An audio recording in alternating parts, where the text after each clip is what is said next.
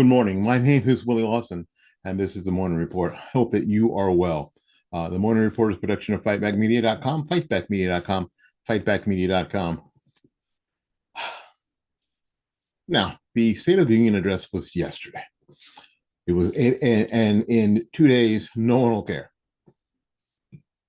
But I want to talk about State of the Union addresses, Trump's State of the Union address in a way, but State of the Union addresses in general.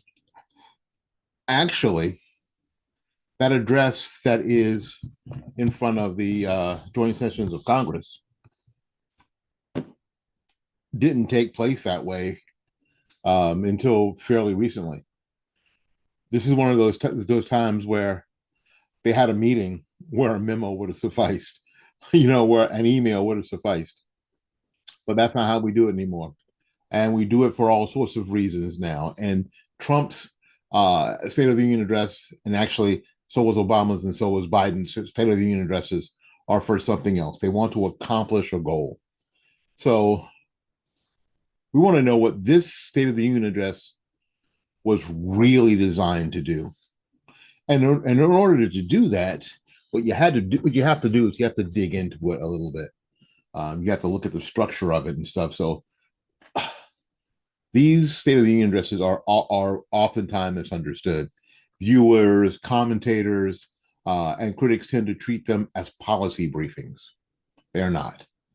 That's sort of a long list of legislative proposals and stats, claims that are meant to be evaluated point to point, and that's why we get all the fact checking and all that kind of stuff. But historically, the State of the Union address is not primarily a policy document. It's a narrative instrument. It's a moment of national framing. And few modern political figures understand that narrative framing more instinctively than Donald J. Trump. So the right question is not whether every claim was precise, nor is it whether opponents agree. The real question is simpler and far more important. Was Trump trying to accomplish something with this speech? What was it? And did he succeed? The answer requires stepping back from the individual claims and looking at structure, looking at intent, tone, and audience effect. The central aim of this State of the Union was narrative reset. Trump's message was built around a single thesis repeated in different forms throughout the speech. America has turned a corner. And this was expressed through phrases like golden age, we are back, never going back, and repeated comparisons to the recent past framed as decline. So whether discussing the economy, the border, crime, foreign policy, or cultural issues, the speech followed the same storyline: crisis, and then intervention, and then reversal. And that structure matters. Presidents often use State of the Union speeches to define the story of their presidency. Trump's version is clear and consistent. The country was failing, intervention happened, momentum has returned. So from a communication standpoint, this is powerful because it simplifies complexity into a single emotional arc. People aren't going to remember dozens of stats. They remember whether they feel movement. And this speech is designed to create that feeling. All right. Now, another major objective was coalition reinforcement rather than persuasion.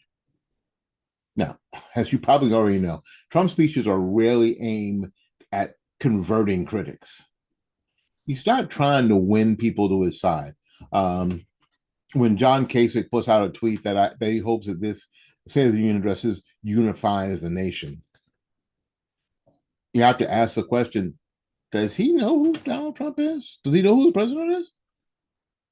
Because that's the last thing. I mean, so instead, What these speeches do, and what Trump does normally, is try to align multiple voter groups around a shared interpretation of events.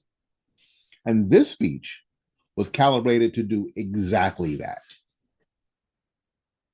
Walk with me with as we go through this. Working class voters heard messaging about wages, taxes on tips, overtime, prices, and retirement savings. Security focused voters heard emphasis on border control and crime, cartels, and repeat offenders. Now, economic populists heard language about tariffs, Wall Street housing purchases, insider trading restrictions, and investment flowing back into the United States. Social conservatives heard sections focused on parents, education, gender policy, and faith. Foreign policy and national strength voters heard references to military action, alliances, conflict resolution, and American leverage abroad. So the speech didn't treat these as separate topics. It tied them together throughout a single underlying theme. Government should prioritize citizens first. That connective theme is crucial. Coalition politics works when different groups feel they are part of the same story rather than competing agendas. This speech clearly aimed to produce that effect. And of course, tone is always a strategic choice. Presidential speeches can lean defensive, technical, conciliatory, or aspirational. Obama stayed in the aspirational, by the way. Trump chose his momentum and confidence consistently and deliberately.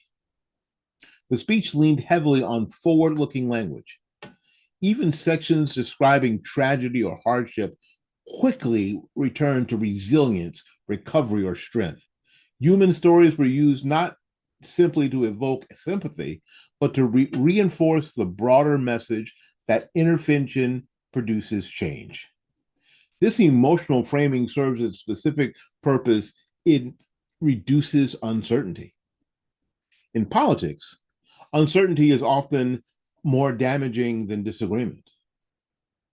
Voters tolerate disagreement, but they struggle with drift.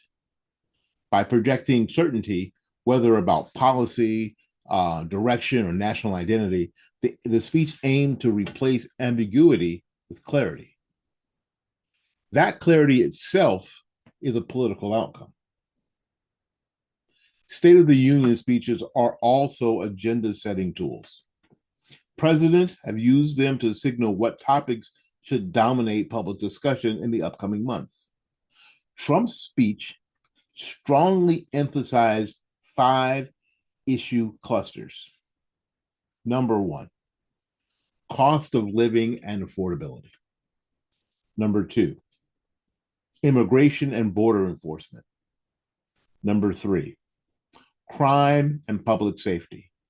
Number 4, economic nationalisms, tariffs, domestic production and investment.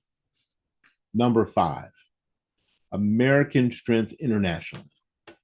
So whether one agrees with the framing is absolutely secondary. What matters is that these topics were elevated repeatedly and connected to a single narrative. Agenda setting works when opponents respond to the chosen topics rather than redirecting the conversation. Trump's communication strategy historically relies on this dynamic. Define the battlefield, then debate occurs inside that frame. Now, this speech was built to produce just that outcome. Now, a notable structure feature was the consistent use of individual stories. Now, that's not unique to Trump. We've been seeing this for a long time. A lot of presidents do it. But the function here was very specific. Each story served as a narrative anchoring linking policy claims to lived experience. A waitress becomes the face of tax policy. A home buyer represents housing pressures. Victims of crime illustrate law and order arguments. Military personnel embodies national strength. Families that are affected by policy decisions personalize abstract debates. The strategic effect is to shift interpretation from abstract metrics to moral framing. So instead of arguing over numbers, the audience evaluates whether the government is helping or failing identifiable people. This approach is particularly effective in polarizing environments because it bypasses technical disputes and moves directly into value-based interpretation. Now, let's talk about contrast as a strategy. A defining element of the speech was contrast. Contrast appeared repeatedly in structure. Past versus present, weakness versus strength, global exploitation versus American leverage, government serving systems versus government serving citizens. And so contrast is incredibly persuasive because it simplifies evaluation. So rather than asking the audience to measure performance against complex benchmarks, it asks them to choose between two competing stories. And this speech leaned heavily on that binary structure, whether discussing economics, immigration, or foreign policy. The agreement was framed as reversal rather than incremental change. That choice signals intent. The speech was designed to emphasize direction, not detail. So beneath the policy references and narrative structures, the speech advanced a governing philosophy. That philosophy can be summarized as citizen priority. Across topics, the speech returned to a consistent premise. Policy decisions should be evaluated based on whether they directly benefit American citizens, either economically or physically or culturally. Tariffs were framed as protecting domestic workers. Border enforcement was framed as protecting safety and wages. Housing policy was framed as protecting ownership access. Energy policy was framed as protecting prices. Foreign policy was framed as protecting national leverage. And this coherence matters. Political messaging becomes more durable when it reflects a recognizable framework rather than isolated proposals. And this speech clearly attempted to reinforce that framework. The approach carries both strength and risk, frankly. Its strength is, of course, clarity. The speech presents a straightforward story that is easy to understand and to repeat. Clarity drives message retention, which is essential in modern media environments. You got to dumb it down. Its strength is also emotional cohesion. The speech connects policy, identity, and national direction in a way that supporters find reinforcing rather than fragmented. Now, but the same framework can create some risk. Large sweeping narratives invite scrutiny. Broad claims shift debate from incremental policy disagreements to fundamental evaluations of credibility. The more expansive the narrative, the more attention is drawn to verification and durability. Additionally, narrative dominance can obscure complexity. While that improves communication efficiency, it also reduces perceived nuance, particularly among audiences seeking detailed policy pathways. And a lot of us have said this before. So I see what you say you're going to do, but how are you going to do it? How are you going to cover? How are you going to give everybody in the nation health care? You remember I'm saying that kind of stuff? These risks do not negate the strategy. They're just inherent to it. They're baked in the cake. Now, the question is, did Trump accomplish the goal? Evaluating success requires returning to the original question. What was the speech designed to do? Folks, it was not designed to pass legislation that night. It was not designed to persuade critics point by point. It was not designed to function as a technical policy white paper. It was designed to accomplish three things: to reassert momentum, define the national storyline, and to align multiple voter groups around a shared interpretation of events. And by those standards, the speech was largely successful. It was bigly successful because it delivered a consistent narrative. It reinforced coalition themes. It set the topics likely to dominate the political discussion. It provided memorable framing lines. It positioned the presidency as active rather than reactive. Success in political communication is measured less by universal agreement than by narrative traction. If public conversation revolves around the frames introduced in the speech, the objective has been met. This speech was structured to generate that traction. And structurally, it did. Now, to take the 30,000 foot view, let's get a bigger picture. State of the Union speeches reveal how presidents see their presidency. This one presented Trump's presidency as corrective, directional, and identity driven rather than managerial. The emphasis was less on technical governance and more on restoring trajectory. And that distinction is important. Some presidents define success through stability, some through legislative output, some through crisis management. This speech defined success through reversal, the kind that the country is moving, or this idea that the country is moving away from something and towards something else. We were going over there, and now we're going over there.